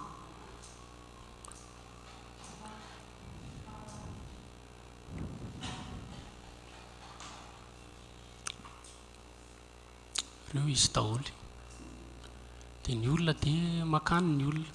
Dia io misatroka amin'ny papa Benoît XVI misy an'ity dia pentagramme fiantsoana azy koa. Pentagramme na hoe étoile renversée. Izay ny dikany dia Baphomet. Baphomet zany mbola finoana taloha, Satan mbola dikany fa hidirantsika izay rehefa miditra amin'ny manaraka eo tsika. Dia nefany ny satroka amin'ny papa dia misy azy. Toy koa croix, symbole ny antsoina hoe templier. Na ankehitriny izy hoe chevalier de Malte, hidirantsika daholo zany rehefa avy eo fa tiako tadidinareo zany reo e. Satria reo hitantsika amin'ny fiangonana. Fa ny herinany hitantsika izy ilay fiangonana misy an'ireo. Io zao izy rehefa jerena akaiky. Io heavy metal, zany hoe misy mozika. Mozika manova olona. Mozika hozy izy KRS-One na mpanao hip-hop zany. Namorona ny antsoina hoe église de l'hip-hop. Dia religion. Ny rap izy dia religion. Ary ny hira rehetra dia religion. Jereva izy ny religion zay ny teneniny. Ny kristianina izy zao ny finoana ohatra hoe mino an'Jesosy dia miova izy. Fampinoky rap ny olona anankiray dia miova izy. Dia jereva ny fomba fiakanjo. Amin'ny fomba fiakanjonao fotsiny dia efa fantatry ny mozika tianao. Za fa raha mijery an'izao dia fantatry ny mozika tiany. Dia ny antsoina hoe heavy metal. Loro ny dikany heavy dia vy. Heavy zany mazefatra. Zakanao zany raha ny tena marina. Fampianonanao. Dia ohatr'izao ny hafaranao rehefa mino azy. Ohatr'izay koa metal, mafy toto. Mila mafy toto dia matetika ireo olona tena mafy toto. Izay ny mahatonga ny ankizy sarotra anarina be. Mozika noho ny ankizy amin'izao zany tseranareo 99%. Raha tsy teny 100% mamotika. Hip-hop zao misy an'ilay gadony hardcore, hard zany koa mbola mafy. Corps vatana, mafy toto zany, nanao an'izany zay taloha. Dia tena mafy toto mihitsy, ny toe-tsainao miova daholo.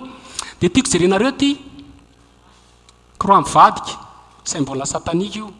Ny hôtel satanika rehetra dia misy an'io. Ny satanika koa rehefa mivavaka izy tsy misy. Any États-Unis misy an'ilay ataony lavé zay. Io ny namorona ny église de Satan official.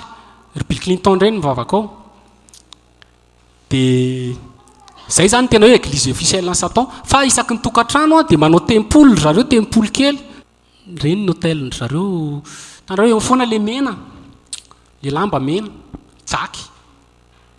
Io koa zao anankiray dia jereva. Dia io zao tsika seza fiandriana Jean Paul II.